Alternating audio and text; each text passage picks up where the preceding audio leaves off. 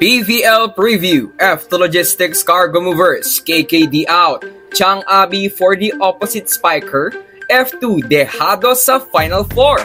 Good day ka-trending, this is Ron Michael, the voice artist of this channel. Ngunit bago natin yan pag-usapan ay huwag mong kalimutan mag-subscribe and click the notification bell para updated ka sa latest Pilipinas Bollywood trends. Sa nakalipas na dalawang PVL conferences ngayong 2023, kahit papano ay pumabor naman sa F2 Cargo Movers ang tadhana. Sila ay nagtapos na 3rd place sa unang All-Filipino Conference at 4th naman netong Invitational. Malaking role ang ginampanan ng pagdating ni Myla Pablo sa team, pero mas mabigat ang markang ginagawa ni Kim Kiana D bilang top scorer ng Cargo Movers. Ngayong 2nd AFC, malaking dagok ang kakaharapin ng F2 dahil for the longest times ay hindi nila maaasahan ng serbisyo ng kanilang long-time best scorer Kim Kiana D. Bukod sa mga puntos, malaking kawalan yung block deflections na nagagawa ni KKB sa mga outside attackers ng mga kalaban ng F2 kaya't kahit papano ay dumadali ang buhay ng kanilang floor defenders.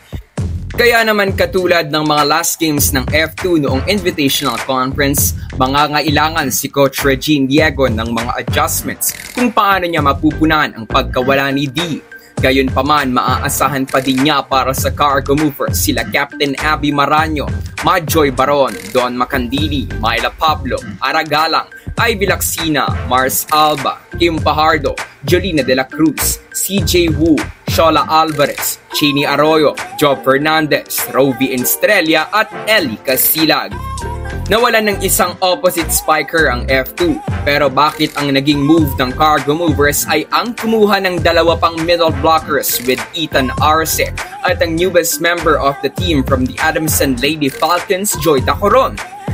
Baka ganito yan ka-trending. Noong nakaraang conference mula sa pagiging middle blocker ay kinonvert ni Coach Regine si Ivy Lacsina na maging outside hitter.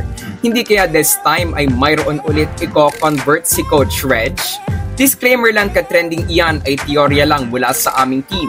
Kung i-utilize ng F2 at ibababad nila si Joy Dacoron, pwede nilang gamitin si Abby Maraño sa opposite katulad ng isang exhibition game noong parte pa si Chang ng national team. Mag-aalasu Roses si Maraño na natural middle blocker tapos ginawang opposite.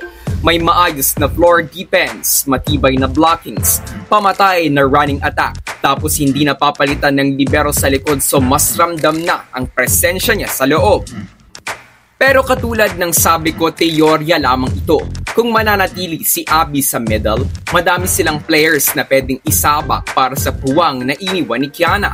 Pwedeng magkaroon ng Jolina de la Cruz, Ivy Lacsina diagonal sa open. Tapos si Myla Pablo ang opposite spiker.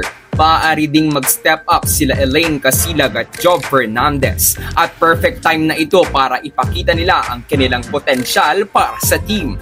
Ngayong conference, hindi naman sa minamaliit ko ang Cargo Movers pero mas magiging mahirap ang journey ng F2.